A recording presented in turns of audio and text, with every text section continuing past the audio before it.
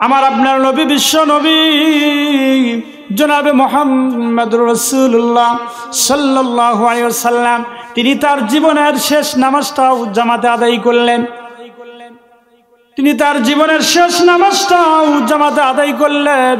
তখন তার এমন অবস্থা, এত অসুস্থ যে দাঁড়াতে পারেন না, হাঁটতে পারেন না। তারপরও দুইজন সাহাবীর কাঁধের উপর ভর করে বহু কষ্ট করে মসজিদে নববী গিয়ে নামাজ আদায় করলেন, খুতবা দিলেন। খুতবা দিতে গিয়ে বললেন, আজ থেকে মসজিদ নববীর চতুর্দিকে সকলের দরজা বন্ধ হয়ে যাবে, শুধু আবু বকরের দরজাটা খোলা থাকবে। আল্লাহর হাবিব বললেন, আল্লাহ রাব্বুল আলামিন এই দুনিয়াতে তার এক বান্দাকে জাগতিক সব সম্পদ দিতে চেয়েছিলেন, কিন্তু সেই বান্দা জাগতিক সমস্ত সম্পদকে অপেক্ষা করে তিনি তার মাবুদের সঙ্গে দেখা করার জন্য বেশি জরুরি, বেশি পছন্দ মনে করেছিলেন। এতটুকুন কথা যখন নবীজি বললেন, সাহাবীরা কেউ কিছু বুঝলো না, কিন্তু হযরত আবু বকর রাদিয়াল্লাহু তাআলা আনহু হুজুরের এই কথা শুনে তিনি কাঁদতে কাঁদতে অস্থির হয়ে যাইতেছিলেন। সাহাবীরা বলল, জানি না হুজুর কার কথা বলেছে, তাতে কান্নার কি আছে? আমার মুসলমান ভাইরা, ভয় বৃদ্ধ জ্ঞান বৃদ্ধ হযরত আবু বকর রাদিয়াল্লাহু তাআলা আনহু তিনি বুঝতে পেরেছেন যে পৃথিবীর সমস্ত সম্পদ তো আল্লাহ হুজুরকে দিতে চেয়েছিলেন। তার মানে হলো আল্লাহর নবী দুনিয়ার থেকে বিদায় হয়ে যাবে, আমরা নবী থেকে ইতিম হয়ে যাব। নবীজি ঘরের মধ্যে প্রবেশ করলেন, প্রচণ্ড জ্বর এলো। এই জ্বর নিয়ে নবীজি শুয়ে আছেন, কখনো বেহুশ কখনো হুশ। এর ভিতরে এশার নামাজের আজান হয়ে গেল। সাহাবীরা বহুক্ষণ অপেক্ষা করে হযরত আবু বকর রাদিয়াল্লাহু তাআলা আনহুর ইমামতিতে নামাজ শুরু করে দিলেন। হুজুরের হুশ এলো। হুজুর বললেন, আয়েশা রে, এখন কোন সময়? আম্মা জান হযরত আয়েশা রাদিয়াল্লাহু তাআলা আনহা বলতেছেন, ইয়া রাসূলুল্লাহ, ইয়া হাবিবাল্লাহ, নবী গো, মসজিদে নববীতে আজান হয়ে গেছে। সাহাবীরা অনেকক্ষণ অপেক্ষা করে আমার বাবার ইমামতিতে নামাজ পড়তেছে সবাই, কিন্তু নবীজি সাহাবীরা নামাজের মধ্যে কাঁদতে কাঁদতে অস্থির হয়ে যাইতেছেন। তাদের মনের ধারণা যে নবীজির পিছনের নামাজ পড়া কিসমত থেকে তারা মাহরুম হয়ে গেল। নবীজি বললেন, আয়েশা দরজা খুলে দাও, আর আমার মাথাটা একটু উঁচু করে ধরো, আমি একটু নামাজের দৃশ্য দেখি। এ মুসলমান ইমানদার আল্লাহর গোলাম, কিতাবের মধ্যে আছে যখন দরজা খুলে দেওয়া হলো, আল্লাহর নবীর মাথাটা যখন উঁচু করে ধরা হলো, আল্লাহর নবীর জামাতের দৃশ্য দেখে নবী আবার শুয়ে বলেন। আম্মা জান হযরত আয়েশা রাদিয়াল্লাহু তাআলা আনহা লক্ষ্য করে দেখে নবীজির দুই চোখের কোণা দিয়ে গাল পানি পরে দাড়ি মোবারক ভিজে যায়। আম্মা জান হযরত আয়েশা রাদিয়াল্লাহু তাআলা আনহা বলতেছেন, ইয়া রাসূলুল্লাহ, ইয়া হাবিবাল্লাহ, নামাজের দৃশ্য দেখে চোখে কেন পানি এলো? হুজুর আমার বলেন, আয়েশা রে, এটা কোনো দুঃখের পানি না, এটা তৃপ্তির পানি। এই যে জামাত, এই যে নামাজ পড়তেছে লোকেরা, এই নামাজ কায়েমের জন্য তাইবার ময়দানে অনেক রক্ত আমার ঝরেছে, উহুদের ময়দানে দান দান মোবারক শহীদ হয়েছে, সাহাবায়ে কেরাম জীবন দিয়েছে। এই যে জামাত আমি দেখতে পেলাম, ভবিষ্যতের একটা ছবি যেন আমার চোখে ধরা পড়লো। আমার মনে হলো যে এই দুনিয়াতে আমার যত উম্মত আসবে, এইভাবে করে তারা জামাতে নামাজ আদায় করবে। অন্তরস্থল থেকে সমস্বরে উচ্চ আওয়াজে উচ্চ কণ্ঠে বলি আলহামদুলিল্লাহ। তাফসীরে ইবনে কাসিরের মধ্যে লেখা রয়েছে, যখন কোনো আল্লাহর বান্দা এবং বান্দি আল্লাহকে রাজি এবং খুশি করার জন্য এই আলহামদুলিল্লাহ শব্দটা পাঠ করবে, উচ্চারণ করবে, আল্লাহ রাব্বুল আলামিন বলেন, মুফাসসিরুনে কেরাম বলেন, এই আলহামদু শব্দের মধ্যে 5টি হরফ আছে, লিল্লাহর ভিতরে 3টি হরফ অক্ষর রয়ে গেছে। তাহলে বলেন তো বাবা, 5 আর 3 যোগ করলে কয়টি হরফ হয়? এই 8টি হরফ অক্ষর সম্মিলিত এই আলহামদুলিল্লাহ বাক্যটা যখন কোনো আল্লাহর বান্দা এবং বান্দি পাঠ করবে, উচ্চারণ করবে, আল্লাহ রাব্বুল আলামিন তখন এত বেশি রাজি এবং খুশি হয়ে যান যে আল্লাহ রাব্বুল আলামিন খুশি হইয়া ওই বান্দা এবং বান্দির জন্য আল্লাহ পাকের তৈরি জান্নাতের 8টি দরজা ওপেন করে দেয়, খুলে দেয়। কোন সুবহানাল্লাহ। লাখ কোটি দরুদ সালাম সৃষ্টির সেরা মহামানব আশরাফুল আম্বিয়া সাইয়্যিদুল মুরসালিন রাহমাতুল লিল আলামিন জনাবে মুহাম্মদুর রাসূলুল্লাহ, সকলে বলুন সাল্লাল্লাহু আলাইহি ওয়াসাল্লাম।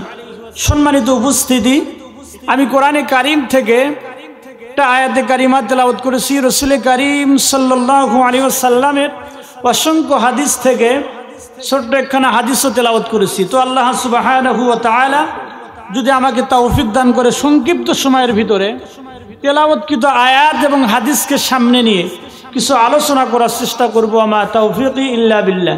আল্লাহ তাআলা আমলের নিয়তে বলা এবং শোনার তৌফিক দান করুন। সকলে বলেন আল্লাহুম্মা আমিন। আল্লাহুম্মা আমিন। আল্লাহ রাব্বুল আলামিন কোরআনুল কারীমের মধ্যে বলেন, ইয়া আইয়ুহান নাসু উবুদু রাব্বাকুম। আল্লাহ রাব্বুল আলামিন বলেন, হে মানব জাতি, হে মানব সমাজ, তোমরা তোমাদের রবের ইবাদত করো। বলুন তো বাবা, আমাদের রবকে?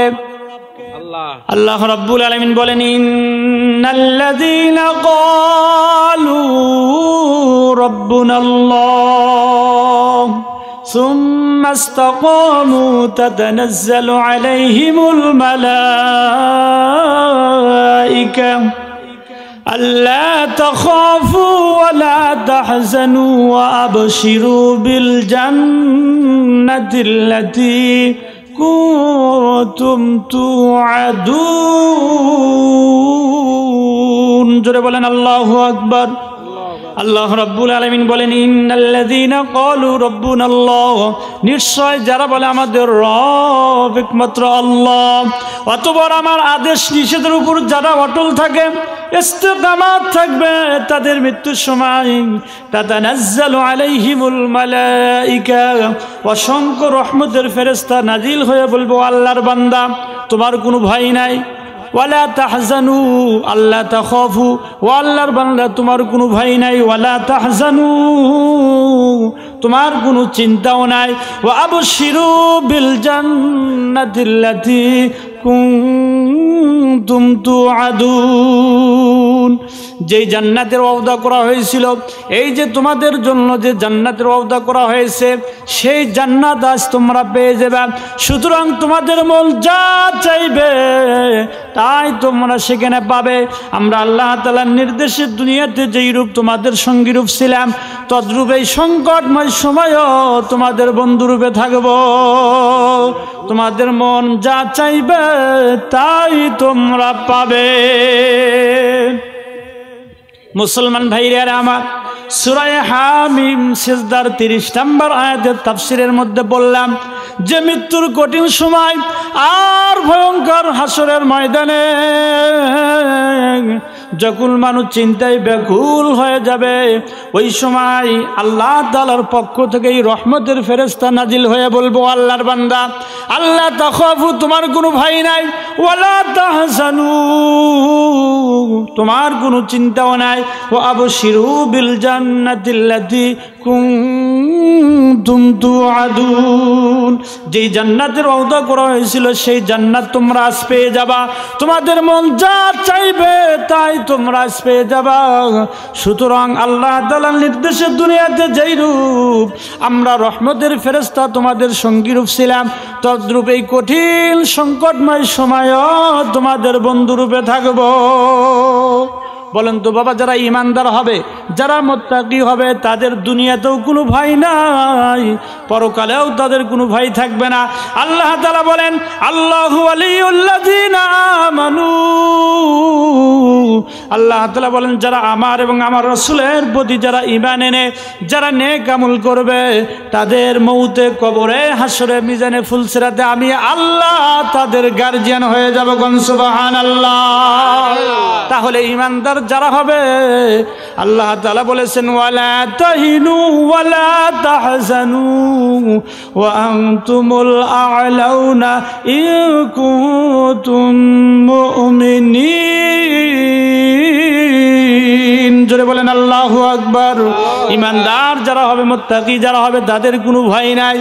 এই জন্য সে আল্লাহ তাআলার ইবাদত করতে হবে, ইমানদারদেরকে আল্লাহ তাআলা অসংখ্য আয়াত দেয়, বিভিন্ন আয়াতে ইমানদারদেরকে লক্ষ্য করে আল্লাহ তাআলা বলেন, ইয়া আইয়ুহান নাসু উবুদু রাব্বাকুম, হে মানব জাতি, হে মানব সমাজ, তোমরা আমি আল্লাহ তাআলার ইবাদত করো। অন্য আয়াতে আল্লাহ তাআলা বলেছেন, ওয়াযকুরুল্লাহা কাসীরা, তোমরা অধিক পরিমাণে আমি আল্লাহকে স্মরণ করো। অন্য আয়াতে আল্লাহ তাআলা এই বলে নির্দেশ করেছেন, ফাযকুরুনি আযকুরুকুম ওয়াশকুরুলি ওয়ালা তাকফুরুন। আল্লাহ তাআলা বলেন, ফাযকুরুনি, আমাকে স্মরণ করো, আযকুরুকুম, আমিও স্মরণ করব, ওয়াশকুরুলি, আমার শুকরিয়া আদায় করো, ওয়ালা তাকফুরুন, আমার সাথে কুফরি করিও না। যেহেতু আল্লাহ তাআলা বলেছেন আমাকে স্মরণ করো, আমিও স্মরণ করব। এ মুসলমান ইমানদার আল্লাহর গোলাম, এই স্মরণ কোন জায়গায়? দেখেন, আমার আপনার হাবিব, আমার আপনার নবী, বিশ্ব নবী জনাবে মুহাম্মদুর রাসূলুল্লাহ সাল্লাল্লাহু আলাইহি ওয়াসাল্লাম হাদিস শরীফের মধ্যে আছে, তিনি এত বেশি আল্লাহ তাআলাকে স্মরণ করেছেন। হাদিস শরীফের মধ্যে আছে যে দীর্ঘ সময় নামাজে দাঁড়িয়ে থাকার কারণে তার কদম মোবারক ফুলে যেত, পা মোবারক ফুলে যেত। উপস্থিত সাহাবাগণ আল্লাহ রসুলের এই রূপ কষ্ট দেখে তাহারা বেদনা ভরা ব্যথা নিয়ে বললেন, কদ গফরাল্লাহু লাকা মা তাকদ্দামা মিন যামবিকা ওয়া মা তাআখার, ইয়া রাসূলুল্লাহ, ইয়া হাবিবাল্লাহ, আল্লাহ পাক তো আপনার আগের পরে সকল গুনাহ মাফ করে দিয়েছেন, তার শর্ত ইবাদতের জন্য আপনার এত কষ্ট করার প্রয়োজন কি? উত্তরে আল্লাহর হাবিব বললেন, আফালা আকুনা আবদান শাকুরা, আমি কি আল্লাহর শুকরগুজার কৃতজ্ঞ বান্দা হব না? রাসূল কারীম সাল্লাল্লাহু আলাইহি ওয়াসাল্লাম তিনি যখন এরকম ভাবে কিতাবের মধ্যে আসছে, হাদিস শরীফের মধ্যে আসছে, আমার আপনার নবী, বিশ্ব নবী জনাবে মুহাম্মদুর রাসূলুল্লাহ সাল্লাল্লাহু আলাইহি ওয়াসাল্লাম তিনি যখন নামাজের সেজদায় চলে যেতেন, এত দীর্ঘ সেজদা করতেন যে নামাজে দীর্ঘ সময় দাঁড়িয়ে থাকার কারণে তার কদম মোবারক ফুলে যেত, পা মোবারক ফুলে যেত। উপস্থিত সাহাবাগণ আল্লাহ রসুলের এই রূপ কষ্ট দেখে তাহারা বেদনা ভরা ব্যথা নিয়ে বললেন, কদ গফরাল্লাহু লাকা মা তাকদ্দামা মিন যামবিকা ওয়া মা তাআখার, ইয়া রাসূলুল্লাহ, ইয়া হাবিবাল্লাহ, আল্লাহ পাক তো আপনার আগের পরে সকল গুনাহ মাফ করে দিয়েছেন, তা সত্ত্বেও ইবাদতের জন্য আপনার এত কষ্ট করার প্রয়োজন কি? উত্তরে আল্লাহর হাবিব বললেন, আফালা আকুনা আবদান শাকুরা, আল্লাহ তাআলা আমাকে এত নিয়ামত দান করলেন, আমি কি তার শুকরগুজার কৃতজ্ঞ বান্দা হব না? কবি বলেন, শুকর নিয়ামত হাইতু, শুকর নিয়ামত হাইতু, জিন্দা নিকাহ নিয়ামত হাইতু, যে যত বেশি নিয়ামত লাভ করবে তাকে তত বেশি নিয়ামতের শুকর আদায় করতে হবে। মুসলমান ভাইরা আমার, হাদিস শরীফের মধ্যে আছে হযরত রাসূল কারীম সাল্লাল্লাহু আলাইহি ওয়াসাল্লামের কাছে একজন বেদুইন সাহাবী এসে বললেন, ইয়া রাসূলুল্লাহ, ইয়া হাবিবাল্লাহ, আমাকে আপনি এমন একটা আমল শিখায় দিন, এমন একটা আমল শিখায় দেন যে আমল করলে আমি অতি সহজে আল্লাহর জান্নাতে বেহেশতে যাইতে পারবো। আল্লাহর হাবিব বিশ্ব নবী জনাবে মুহাম্মদুর রাসূলুল্লাহ, সকলে বলুন সাল্লাল্লাহু আলাইহি ওয়াসাল্লাম, আল্লাহর হাবিব ওই বেদুইনকে বলে দিলেন, তুমি আল্লাহ তাআলার ইবাদত করবে এবং আল্লাহ রাব্বুল আলামিনের ইবাদত অন্য কাউকে শরীক করবে না, এবং প্রতিদিনের ফরজ নামাজগুলো ঠিকমতো আদায় করবে, এবং তোমার উপর যে পরিমাণ যাকাত ফরজ হয় তা আদায় করবে, এবং রমজানুল মুবারক মাসের রোজা রাখবে। এই কথাগুলো যখন নবীজি বললেন, ওই সাহাবী বললেন, ইয়া রাসূলুল্লাহ, ইয়া হাবিবাল্লাহ, আমি আল্লাহর নামে কসম করে বলি নবীজি, আপনি আমার যে আমলের নির্দেশ দিলেন গো নবী, আমি এর ভিতরে একটু বেশি করব না, কম করব না। অথবা লোকটি যখন চলে গেলেন, আল্লাহর হাবিব তিনি এরকম ভাবে উপস্থিত সাহাবীদেরকে লক্ষ্য করে বললেন, ও আমার সাহাবীরা, তোমরা যদি দুনিয়াতে জান্নাতি লোক দেখতে চাও তাহলে এই লোকটাকে দেখো। বলেন তো বাবা, আল্লাহর হাবিব যে আমলের নির্দেশ দিলেন, এই সাহাবী যে মেনে নিলেন, নির্দ্বিধায় নিশ্চিতে সেদে মেনে নিলেন, এই জন্য আল্লাহ রসুল তাকে জান্নাতি বলে ঘোষণা দিলেন। এই রসুলের কথা অনুযায়ী এই আমলগুলো যদি আমাদের মধ্যে যদি আমরা নিয়ে আসতে পারি, বলেন তো বাবা, তাহলে আল্লাহর রসুলের কথা অনুযায়ী আমাদেরকে জান্নাত দিবেন কে? তাহলে আমলগুলো করার দরকার আছে না নাই? এ বাজান, হাদিস শরীফের মধ্যে আসছে, যেই ব্যক্তি ইয়াকিন ও ইখলাসের সাথে ইহতিমামের সহিত গুরুত্ব সহিত নামাজ আদায় করলে, এ বাজান এই নামাজের দ্বারাই শুধু যে পরকালী মুক্তি এবং পুরস্কার পাওয়া যাবে তা নয়, বরং দৃষ্টান্ত ইয়াকিন ও ইখলাসের সাথে ইবাদত করলে সেই ইবাদতের বরকতে দুনিয়াতে অনেক প্রভুত্ব নিয়ামত লাভ হয়ে থাকে। আল্লাহ রাব্বুল আলামিন বলেছেন, এ বাজান, আল্লাহ রাব্বুল আলামিন দুনিয়াতে আমাদেরকে তার দাসত্ব আর গোলামির জন্য আল্লাহ তাআলা পাঠিয়েছেন। আল্লাহ রাব্বুল আলামিন বলেন, ওয়ামা খালাকতুল জিন্না ওয়াল ইনসা ইল্লা লিয়াবুদুন। জোরে বলেন আল্লাহু আকবার। আল্লাহ রাব্বুল আলামিন বলেন, জিন আর ইনসানকে শুধুমাত্র আমার দাসত্ব আর গোলামির জন্য, আমার ইবাদতের জন্য সৃষ্টি করিয়াছি। এ বাজান, ইবাদতের মধ্যে সব চাইতে উত্তম ইবাদত কি বলেন তো বাবা? সব চাইতে উত্তম ইবাদত হলো নামাজ। সাহাবী প্রশ্ন করলে, ইয়া রাসূলুল্লাহ, ইয়া হাবিবাল্লাহ, বান্দা কখন আল্লাহর নিকটবর্তী হয়ে যায়? আল্লাহ রসুল বললেন, আল্লাহ তাআলা বললেন, উসজুদু ওয়াকতারিব, বান্দা যখন সেজদা দেয়, সেজদা দিলি বান্দা আল্লাহর নিকটবর্তী হয়ে যায়। কোন সুবহানাল্লাহ। এরপরে সাহাবী প্রশ্ন করলে, ইয়া রাসূলুল্লাহ, ইয়া হাবিবাল্লাহ, ইসলামের মধ্যে আল্লাহর কাছে আইয়ু শাইইন আহাব্বু ইনদাল্লাহি ফিল ইসলাম, ইসলামের মধ্যে আল্লাহর কাছে সবচাইতে উত্তম ইবাদত কি? আল্লাহ রসুল বললেন, সালাতু লিওয়াক্তিহা, মান তারাকা সালাসান সালাসিনা লাহু ওয়া সালাতু ইবাদুদ্দিন। আল্লাহর কাছে সবচাইতে পছন্দনীয় উত্তম ইবাদত হলো নামাজ। আর এই নামাজ হচ্ছে দিনের খুঁটি। এই যে খুঁটিগুলো আছে, এই খুঁটিগুলো যদি পুরাই ফেলেন এই প্যান্ডেলের, তাহলে প্যান্ডেল টিকবে? টিকবে না। দিনের খুঁটি হইতেছে নামাজ। যালিকা লিমান লাম সালাসা, যার কাছে নামাজ নাই তার কাছে কি নাই? দিন নাই, ঈমান নাই। হযরত মুআয বিন রাদিয়াল্লাহু তাআলা আনহু আন্নাহু ক্বালা রাসূলুল্লাহ সাল্লাল্লাহু আলাইহি ওয়াসাল্লাম, বাইনাল আবদি ওয়া বাইনাল কুফরি ফারকুস সালাম। আল্লাহ পাকের নবী বলেন, আল্লাহর বান্দা মুমিন আর কাফের এই দুইজনের মধ্যে পার্থক্যই হলো নামাজ। এই জন্য নামাজ আদায় করা বাধ্যতামূলক প্রত্যেকটি মুসলমানের জন্য। হযরত রাসূল কারীম সাল্লাল্লাহু আলাইহি ওয়াসাল্লাম একটা দৃষ্টান্ত দিয়েছেন, কারো বাড়ির সামনে যদি একটা পুকুর থাকে, খাল থাকে, বিল থাকে প্রবাহিত, আর এতে যদি ওই বাড়িওয়ালা দৈনিক 5 বার গোসল করে, তাহলে বলো তো বাবা, তার গায়ে কি কোনো ময়লা থাকে নাকি?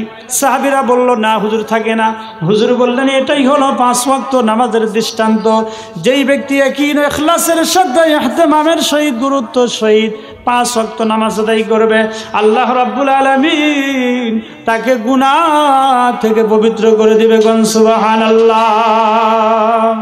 এই জন্য নামাজ পড়লে পারে এক জুমা থেকে আর এক জুমা পর্যন্ত মানুষ যে সমস্ত গুনাহ করে, কবিরা গুনাহগুলি বাদে, শিরক আর কবিরা গুনাহগুলি বাদে যত গুনাহ আছে তার কাফারা হয়ে যায়।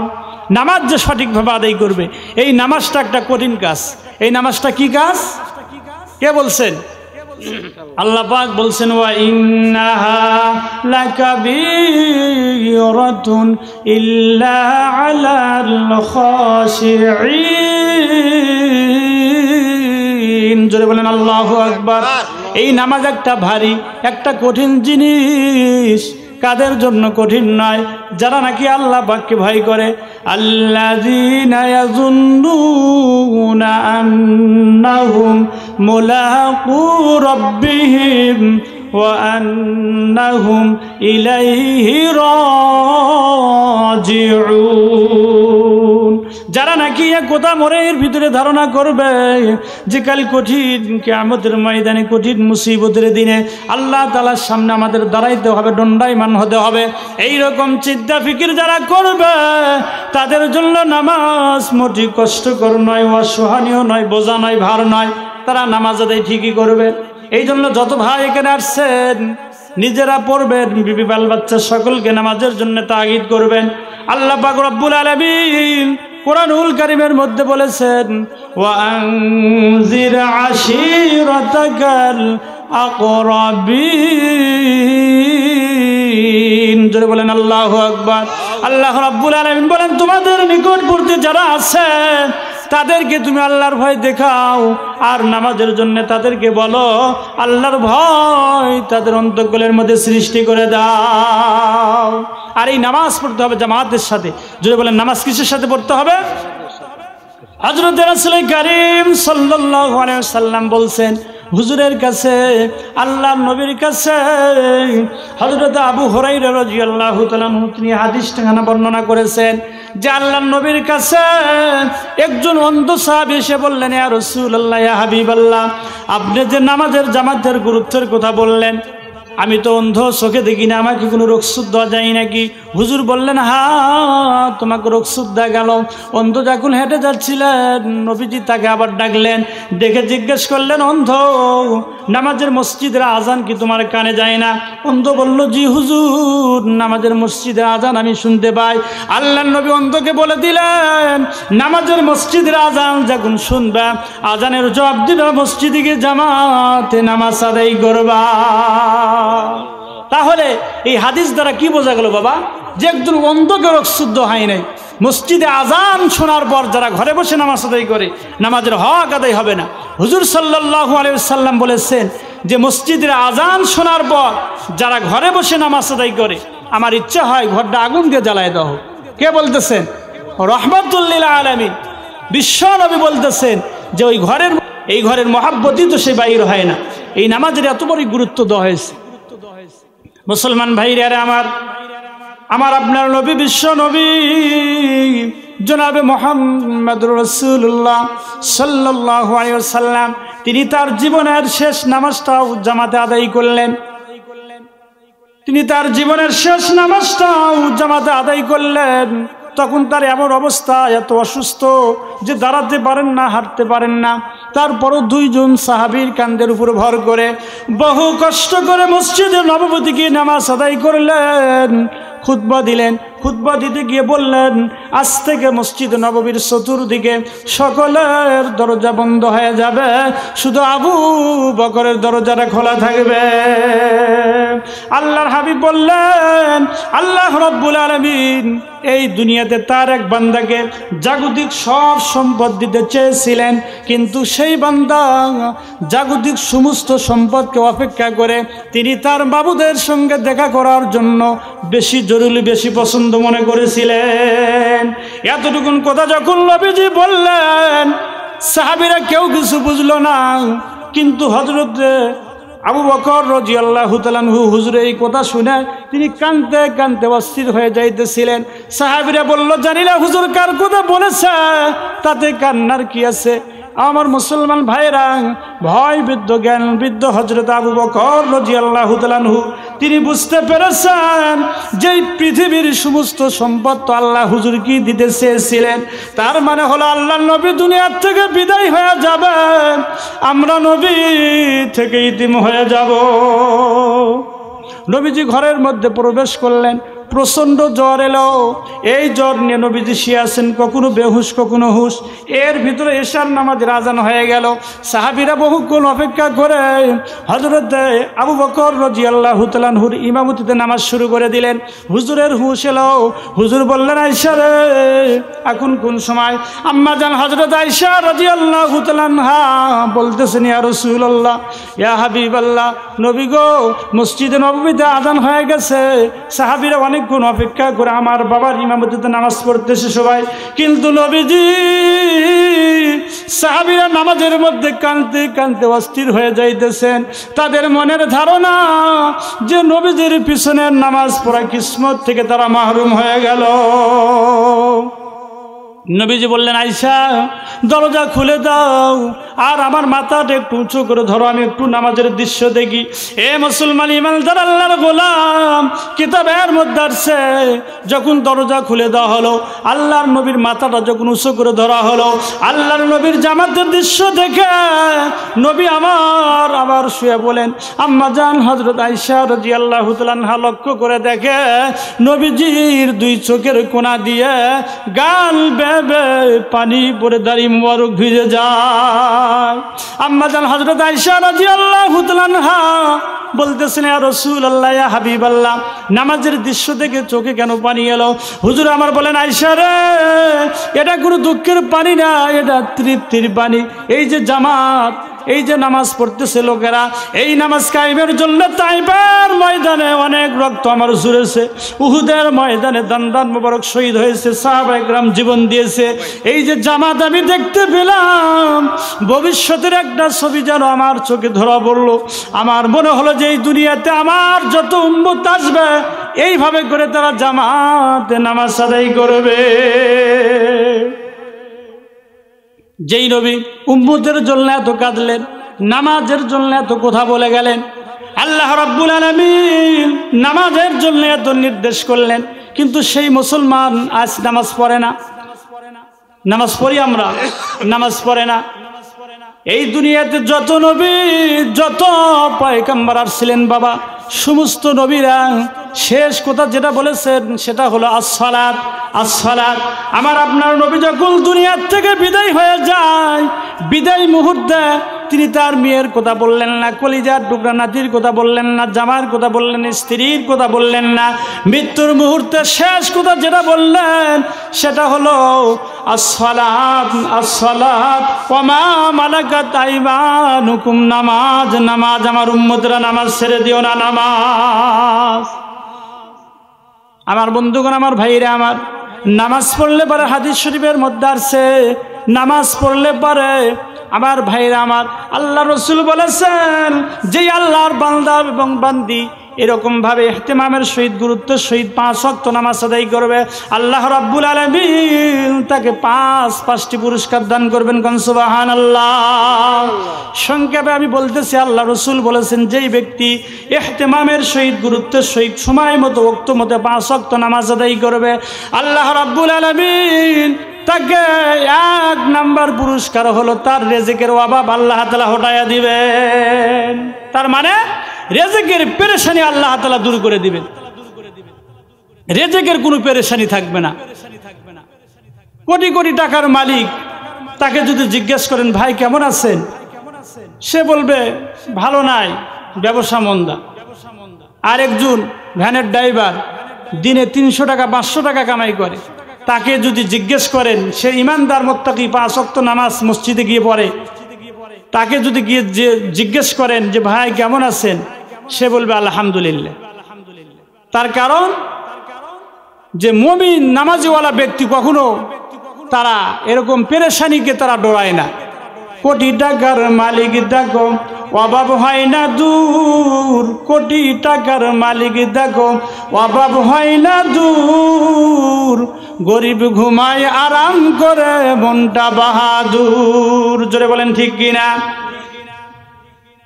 এই জন্য মুমিন যারা হবে, মুত্তাকি যারা হবে, তারা কখনো ডরায় না। কোটি টাকার মালিক দেখো অভাব হয় না দূর, গরিব ঘুমায় আরাম করে মনটা বাহাদুর। ফেরাউনের লাশটা দেখো মিশর জাদু ঘরে, পোকা মাছি খায় না তারে সবাই ঘৃণা করে। ঠিক কিনা? এই জন্য মুমিন বান্দা বাবা কখনো তারা পেরেশানিকে ডরায় না। এই জন্য আল্লাহ রসুল বলেছেন 5 ওয়াক্ত নামাজ যে ইহতিমামের সহিত, গুরুত্বের সহিত, সময় মতো, ওয়াক্ত মতো আদায় করবে, আল্লাহ রাব্বুল আলামিন তাকে 1 নাম্বার পুরস্কার হলো এই রিজিকের কোনো পেরেশানি থাকবে না, রিজিকের অভাব আল্লাহ তাআলা হটায়া দিবেন। কোন সুবহানাল্লাহ। 2 নাম্বার হলো মৃত্যুর সময় তার কালেমা নসিব হবে, ঈমানের সাথে মৃত্যু হবে, তার কবরের কোনো আযাব তার হবে না। যখন 2 দিক থেকে মাটির চাপ আসবে, নামাজওয়ালা ব্যক্তিকে ওই অন্ধকার কবর ওই কবরে মাটির চাপ তার লাগবে না। এবং তৃতীয় নাম্বার, আল্লাহ তাআলা কঠিন কিয়ামতের ময়দানে মুসিবতের দিনে যে কিয়ামত সম্পর্কে হাদিস শরীফের মধ্যে আছে যে 50 আলফ সানা মিম্মা তাউদ্দুন, তোমাদের গণনা মতে 50,000 বছর যত বড় লম্বা, কিয়ামতের বিচারের দিনটা হবে তত বড় লম্বা।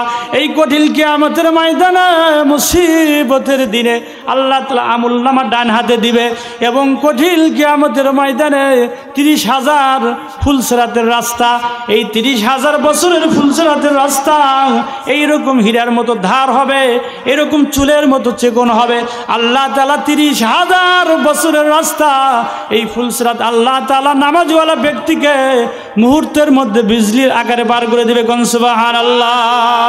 আর পঞ্চম নাম্বার পুরস্কার হলো কিয়ামতের ময়দানে আল্লাহ তাআলা নামাজওয়ালা ব্যক্তিকে বিনা হিসাবে জান্নাত দিয়ে দিবে। কোন সুবহানাল্লাহ। আমার ভাইরা, তাহলে এই কিয়ামতের ময়দানে বিনা হিসাবে জান্নাতে যেতে হলে আমাদের নামাজের দরকার আছে না নাই? আল্লাহর ইবাদতের দরকার আছে না নাই? এ বাজান, কিয়ামতের ময়দানে আমলের উপর ভিত্তি করে নাজাত দেওয়া হবে। আমল যদি খারাপ হয়ে যায় ওই কিয়ামতের ময়দানে কেউ আপনাকে আমাকে বাঁচাতে পারবে না। এই জন্য কিয়ামতের ময়দানে মুসিবতের দিনে হাদিস শরীফের মধ্যে আছে আল্লাহর হাবিব তার আহলে বাইতদের ডাকলেন, ও হযরতে ফাতেমা, হযরতে আলী, হযরতে হাসান, হযরতে হুসাইন রিদওয়ানুল্লাহ তাআলা আলাইহিম আজমাইন।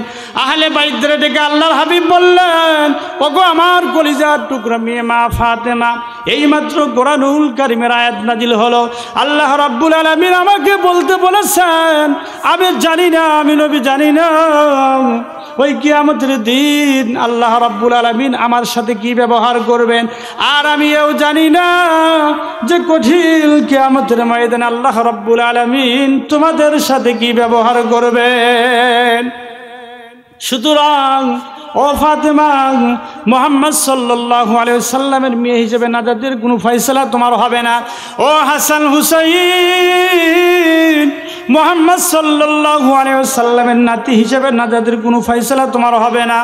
ও হাসান হুসাইন, কিয়ামতের ময়দানে তোমাদের ফয়সালা হবে তোমাদের যার যার আমলের উপর। এই জন্য আমলকে ভালো করে গঠন করো। এই আমল কিয়ামতের দিন তোমাকে আমাকে বাঁচাবে। কে বলেছেন? আল্লাহ রসুল বলেছেন যে আমি নবীর দোহাই দিয়ে তোমাদের বাঁচা যাবে না। ওই কিয়ামতের ময়দানে তোমাদের যার যার আমল, তোমাদের দুনিয়ার থেকে তোমাদের যার যার আমল তোমাদের করে যেতে হবে। তার কারণে কিয়ামতের ময়দানে আমার দোহাই দিয়ে বাঁচা যাবে না। এই জন্য কিতাবের মধ্যে আসছে হযরত ফাতেমা রাদিয়াল্লাহু তাআলা আনহা তাহলে ইন্তেকালের আগেই তার মর্যাদা মৌজাগুন হয়ে গেল। ইন্তেকালের আগেই তিনি হযরত আলীকে তার স্বামীকে ডেকে বললেন, প্রাণের স্বামী আমার মৌজাগুন হয়ে যাবে, বেশি লোককে খবর দিবেন না, অল্প লোককে জানায় তাড়াতাড়ি করে আমাকে জানাজা করে মজবুত করে রেখে আসবেন। কিতাবের মধ্যে আসছে গভীর রাত্রিতে হযরত ফাতেমা রাদিয়াল্লাহু তাআলা আনহা ইন্তেকাল করলেন। কিছু সংখ্যক সাহাবীদের কাছে খবর দিয়ে অল্প সময়ের ভিতরে জানাজার ব্যবস্থা করা হলো। হযরত আবু যর গিফারী রাদিয়াল্লাহু তাআলা আনহু তিনি কবরের ভিতরে নেমে গেলেন। কবরের ভিতরে নেমে গিয়ে হযরত আবু যর বলতেছেন, হে কবর, তোর ভিতরে আজকে কারা রাখবো, তুই কি তা জানিস নাকি? কোনো জবাব আসে না। আবার বললেন, রে আবু যর, এরকম ভাবে বলতেছে, হে কবরের মাটি, তোর ভিতরে আজকে কাকে রেখে যাচ্ছি, তুই কি তা জানিস নাকি? তোর ভিতরে আজকে যাকে রেখে যাচ্ছি তিনি হলেন আসাদুল্লাহিল গালিব। দুনিয়ার সমস্ত কাফেরদের বিরুদ্ধে আল্লাহ রাব্বুল আলামিন যাকে বাঘ বানায় পাঠাইলেন সেই হযরত আলী, তার স্ত্রী রেখে যাচ্ছি। খবরদার কবরের মাটি কোনো বেয়াদবি করবি না। কোনো জবাব না পেয়ে আবার হযরত আবু যর গিফারী রাদিয়াল্লাহু তাআলা আনহু ওই কবরকে লক্ষ্য করে বলতেছে, হে কবর, তোর ভিতরে আজকে কাকে রেখে যাচ্ছি, তুই কি তা জানিস নাকি? তোর ভিতরে আজকে যাকে রেখে যাচ্ছি তিনি হলেন হযরত ইমাম হাসান আর হুসাইনের মা। বেহেশতের সমস্ত জওয়ানদের সর্দার হবেন যারা, সেই দুইজনের মা তোর ভিতরে রেখে যাচ্ছি। খবরদার কবরের মাটি কোনো বেয়াদবি করবি না। কোনো জবাব আসে না। আবার হযরত আবু যর বললেন, হে কবরের মাটি, তোর ভিতরে আজকে যাকে রেখে যাচ্ছি তিনি হলেন খাতুনে জান্নাত। বেহেশতে সমস্ত মহিলাদের সরদাম তীরে হবেন রে ফাতেমা, তারা রেখে যাব, খবরদার কবরের মাটি কোনো বেয়াদবি করবি না। এমনি ভাবে আবার গর্জন যা বলতেছিল, কবরের মাটি তোর ভিতরে আজকে কাকে রেখে যাচ্ছি তুই কি তা জানিস নাকি? তোর ভিতরে আজকে যাকে রেখে যাইতেছি তিনি হলেন আখির জামানার পয়গম্বর বিশ্ব নবী জনাবে মুহাম্মদুর রাসূলুল্লাহ সাল্লাল্লাহু আলাইহি ওয়াসাল্লাম। তার কলিজার টুকরা মেয়ে মা ফাতেমাকে তোর ভিতরে রেখে যাচ্ছি, খবরদার কবরের মাটি কোনো বেয়াদবি করবি না। ওই কবরের ভিতর থেকে আওয়াজ এলো, এরে আবু যর, আমি ফাতেমাকে চিনি না, আলীর স্ত্রী চিনি না, রসুলের মেয়ে মা ফাতেমাকে চিনি না। আমল ভালো করে যে আসবে আমার ভিতরে শান্তিতে থাকবে, আর আমল যদি খারাপ হয়ে যায় তাহলে তার অবস্থা আমার ভিতরে চূড়ান্ত হয়ে যাবে। আমার ভাইয়েরা, তাহলে বলেন তো আমল করা লাগবে কি লাগবে না? এই জন্য কিয়ামতের ময়দানে, কঠিন মুসিবতের দিনে, ওই কিয়ামতের ময়দানে আল্লাহর হাবিব তার এইরকম ভাবে তিনি সেজদায় পড়ে কাঁদতে থাকবেন। হাদিস শরীফের মধ্যে আসছে আল্লাহর হাবিব কিয়ামতের ময়দানে আমার আপনার নবী বিশ্ব নবী জনাবে মুহাম্মদুর রাসূলুল্লাহ, সকলে বলুন সাল্লাল্লাহু আলাইহি ওয়াসাল্লাম, আল্লাহর হাবিব তিনি সিজদায় পড়ে কাঁদতে থাকবেন। আল্লাহ রাব্বুল আলামিন বলবেন, ওগো আমার হাবিব, আমি আপনাকে মাকামে মাহমুদ দান করেছি, কাউসার দান করেছি, আজকে তো আপনার সম্মানের দিন, মর্যাদার দিন, কাঁদেন কেন? আল্লাহর হাবিব বলবেন, রব্বুল আলামিন আমি মাকামে মাহমুদ পেয়েছি, কাউসার পেয়েছি, কান্দি এই জন্য আমি দেখতে পারছি আমার সামনে দিয়া জাহান্নামের ফেরেশতারা আমার উম্মতগুলি জাহান্নামের দিকে নিয়ে যায়, আমি এই জন্য কাঁদি। আল্লাহ রাব্বুল আলামিন বলবেন, ওগো আমার হাবিব, আমি আপনাকে ক্ষমতা দিলাম, আপনার জান্নাত উম্মতগুলি আপনি বেছে নেন। এ মুসলমান ইমানদার আল্লাহর গোলাম, ওই কিয়ামতের ময়দানে আল্লাহর হাবিব তার জান্নাত উম্মতগুলি বাঁচতে থাকবেন। আম্মা জান হযরত আয়েশা রাদিয়াল্লাহু তাআলা আনহা প্রশ্ন করলেন, ইয়া রাসূলুল্লাহ, ইয়া হাবিবাল্লাহ, কিয়ামতের ময়দানে লক্ষ কোটি কোটি মানুষের ভিতরে আপনার জান্নাতি উম্মতগুলি আপনি চিনবেন কি করে? হুজুর আমার উদাহরণ দিয়ে বললেন, আয়েশা রে, হাজারো কালো ঘোড়ার ভিতরে কোন একটু এরকম সাদা দাগওয়ালা ঘোড়া যদি তাকে যদি ছেড়ে দেওয়া হয়, বলো তো হাজারো ঘোড়ার ভিতরে সাদা দাগওয়ালা ঘোড়ার মালিক তার ঘোড়াকে পাবে কিনা বলো? আম্মা জান হযরত আয়েশা রাদিয়াল্লাহু তাআলা আনহা বললেন, হুজুর অনায়াসে পাবে। আল্লাহ রাব্বুল আলামিনের হাবিব বললেন, আয়েশা রে, আমার যেই সমস্ত উম্মতেরা দুনিয়াতে নামাজি ছিল, দিনদার ছিল, পরহেজগার ছিল, আমার দিন কায়েমের, আল্লাহর দিন কায়েমের জন্য যারা কাজ করেছে তাদের চেহারায় এইরকম নূর চমকাতে থাকবে, ইমানের নূর। সেই ইমানের নূর দেখে দেখে আমি আমার জান্নাতি উম্মতগুলি বেছে নিব। আমার ভাইয়েরা, ওই কিয়ামতের ময়দানে যারা দুনিয়াতে আল্লাহর নাফরমানি করেছে, রসুলের সুন্নাত মোতাবেক জীবনযাপন করে নাই, তারা ওই কিয়ামতের ময়দানে হাদিস শরীফের মধ্যে আসছে, তারা এসে বলবে, হে আল্লাহ রসুল, আমরাও তো আপনার উম্মত ছিলাম, আমাদেরকে সুপারিশ করুন। হাদিস শরীফের মধ্যে আসছে, আল্লাহ রসুল সুকন সুকন বলতে থাকবে, তোমরা ভেগে যাও, দূর হয়ে যাও, তোমরা আমার উম্মত না। তোমরা যদি আমার উম্মত হইতা তাহলে আমার এই সমস্ত উম্মতের মতো তোমাদের কপালের মধ্যে ইমানের নূর দেখতে পেতাম। সুতরাং তোমরা ভেগে যাও, দূর হয়ে যাও। এ মুসলমান ইমানদার আল্লাহর গোলাম, যেই রসুল সুপারিশ না করলে ওই কিয়ামতের ময়দানে ঈসা, মুসা, যত পয়গম্বর আসছে একটা মানুষও জান্নাতে যাইতে পারবে না। সেই রসুল যদি বলে তোমরা আমার উম্মত না, ভেগে যাও, দূর হয়ে যাও, তাহলে এই কঠিন কিয়ামতের ময়দানে, কঠিন মুসিবতের দিনে, তাহলে অসহায় মানুষের জন্য আর কি হতে পারে? এই জন্য কঠিন কিয়ামতের ময়দানে, কঠিন মুসিবতের দিনে, ওই বিপদের দিনে আল্লাহর রাসূলের সুপারিশ আমাদের সকলকে যেন নসিব করেন। সকলে বলেন আল্লাহুম্মা আমিন। সকলে একটু জিকির করেন, লা ইলাহা ইল্লাল্লাহ, জোরে জোরে লা ইলাহা ইল্লাল্লাহ, লা ইলাহা ইল্লাল্লাহ বলো রে মুমিনগণ, লা ইলাহা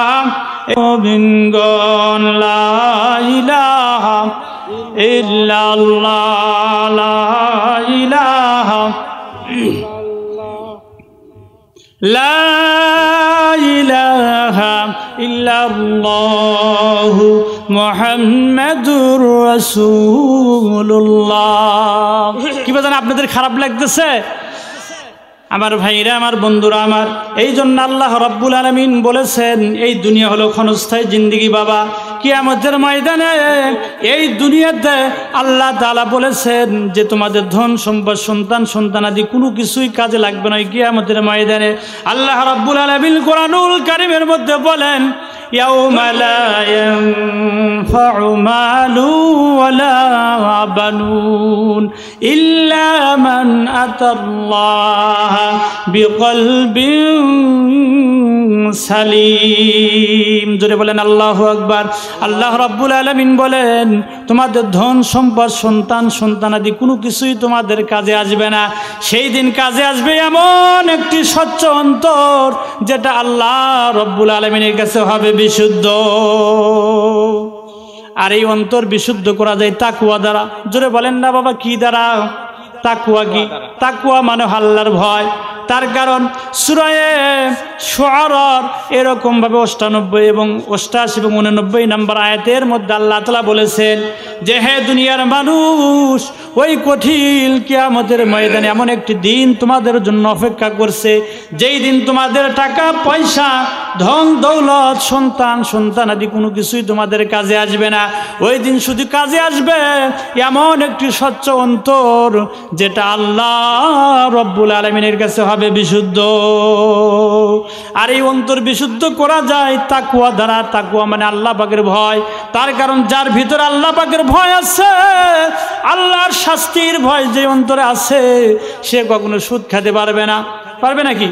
সে কখনো ওজনে কম দিতে পারবে না, সে কখনো অন্যায় করতে পারে না, সে কখনো এরকমভাবে অপর মুসলমানের কোনো ক্ষতি করতে পারে না, তার দ্বারাই কখনো কোনো অন্যায় হবে না, তার দ্বারাই কখনো কোনো গুনাহের কাজ হবে না।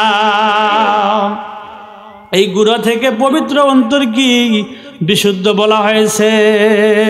আর এই অন্তর বিশুদ্ধ করার জন্য আল্লাহ রাব্বুল আলামিন ইসলামের যেই সমস্ত বিধিবিধান দিয়েছেন, যা সব রকম মানুষের জন্য তা মানা সহজ।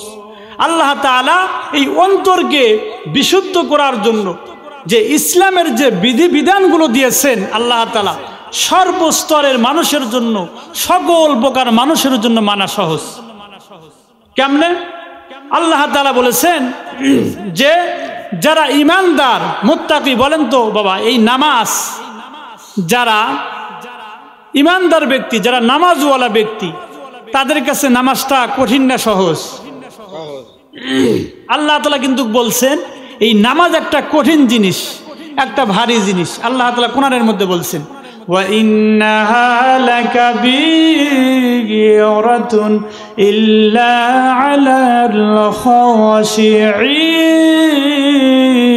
খাশিঈন। জয় বলেন আল্লাহু আকবার।